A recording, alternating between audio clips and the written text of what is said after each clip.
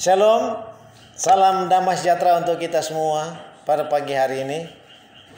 Puji dan syukur kepada Tuhan oleh karena Tuhan mempertemukan lagi kita di channel YouTube Gereja Masjid Tuhan Hari ke-7 Jemaat Argapura dalam renungan pagi hari pulang ke rumah. Sebelum kita lanjutkan, mari kita satu di dalam doa. Bapa di surga, kami bersyukur oleh karena kasih-Mu yang begitu besar bagi kami. Engkau sudah lindungi sepanjang malam dengan malaikat yang suci berpasukan, sehingga kami dapat beristirahat dengan baik dan tenang. Sudah bangunkan pagi ini dengan tubuh yang diberkati. Saat ini kami akan mendengarkan firman-Mu, kuasa Roh Kudus-Mu menerangi kami. Di dalam nama Yesus Tuhan dan Juru Selamat kami yang hidup. Amin. Pada hari ini Rabu tanggal 25 November tahun 2020, judul kita adalah penutupan masa percobaan atau penutupan masa penggoncangan. Ayat kita di dalam Ibrani 12 ayat 28. Jadi karena kita menerima kerajaan yang tidak tergoncangkan, marilah kita mengucap syukur dan beribadah kepada Allah menurut cara yang berkenan kepadanya dengan hormat dan takut. Ketika Yesus berhenti memohon bagi manusia, semua kasus akan diputuskan selamanya. Ini adalah waktu perhitungan dengan para hambanya. Bagi mereka yang telah mengabaikan persiapan kesucian dan kekudusan, yang mana mereka merasa sesuai dengan menunggu untuk menyambut Tuhan mereka, matahari terbenam dalam kesuraman dan kegelapan dan tidak bangkit lagi. Masa percobaan tertutup. Perantaraan Kristus berhenti di surga. Kali ini akhirnya datang tiba-tiba pada semua orang, dan mereka yang telah mengabaikan untuk memurnikan jiwa mereka dengan menaati kebenaran ditemukan tertidur. Mereka menjadi lelah menunggu dan berjaga-jaga.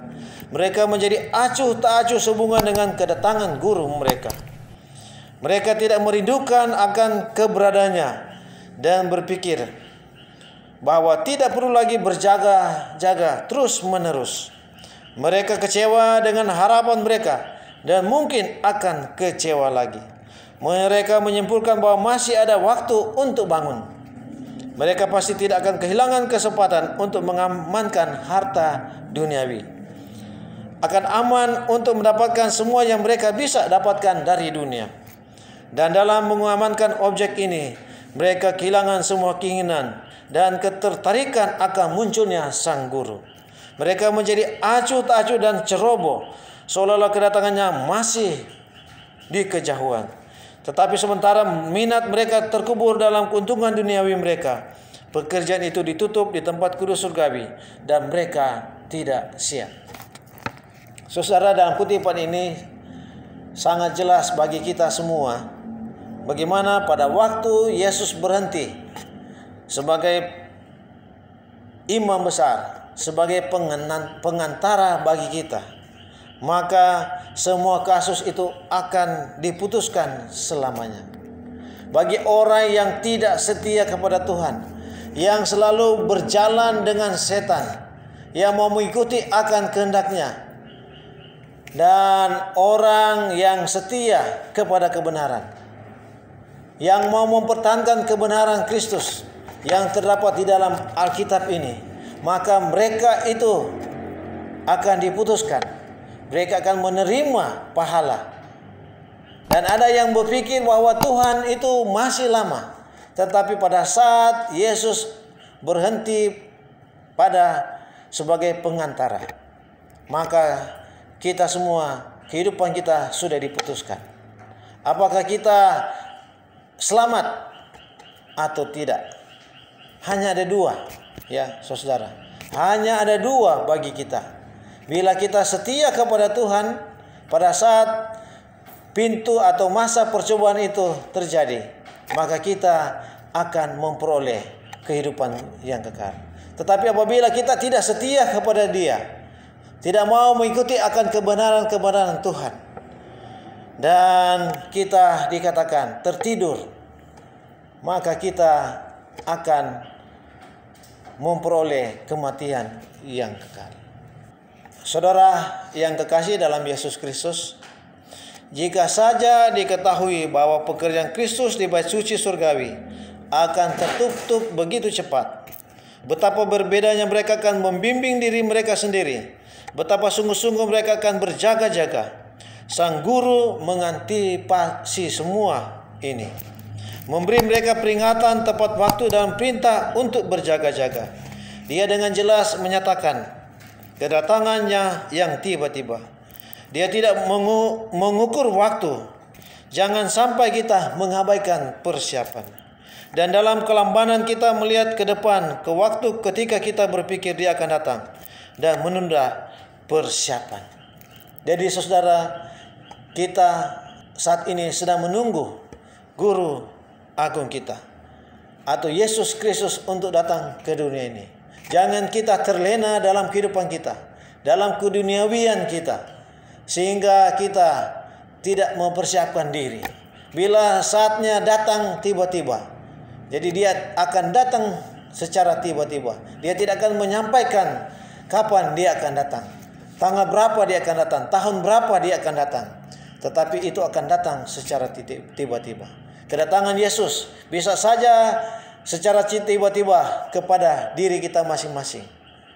Melalui mungkin besok kita tidak dibangunkan lagi atau dalam kematian. Makanya kita harus persiapan sebaiknya kehidupan kita.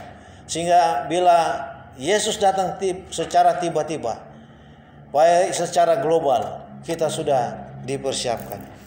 Karena itu berjaga-jagalah, sebab kamu tidak tahu bila manakah tuan rumah itu pulang.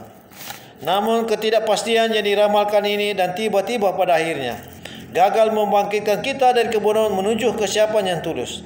Dan untuk mempercepat perhatian kita bagi guru kita yang diharapkan, mereka yang tidak ditemukan menunggu dan berjaga-jaga akhirnya terkejut dengan ketidaksetiaan mereka. Sang Guru datang dan gantinya mereka siap untuk kedatangannya yang segera. Mereka terkunci dalam tidur duniawi dan akhirnya hilang. Jadi tulisan Nyonya White ini sangat menggugah hati saya, saudara. Mungkin bagi kita juga semua. Apa yang saya sudah bacakan dan saya memberikan penekanan. Kita apabila Sang Guru datang dan gantinya kita siap untuk kedatangannya yang segera. Apabila kita terkunci dalam tidur duniawi, ini dikatakan apa? Dan akhirnya hilang. Hilang. Atau dengan kata lain, kita tidak akan memperoleh keselamatan yang Tuhan sudah janjikan bagi kita. Oleh sebab itu kita harus selalu berjaga-jaga, bersedia setiap saat. Satu kumpulan dipertunjukkan di hadapannya berbeda dengan yang dijelaskan. Mereka menunggu dan berjaga-jaga.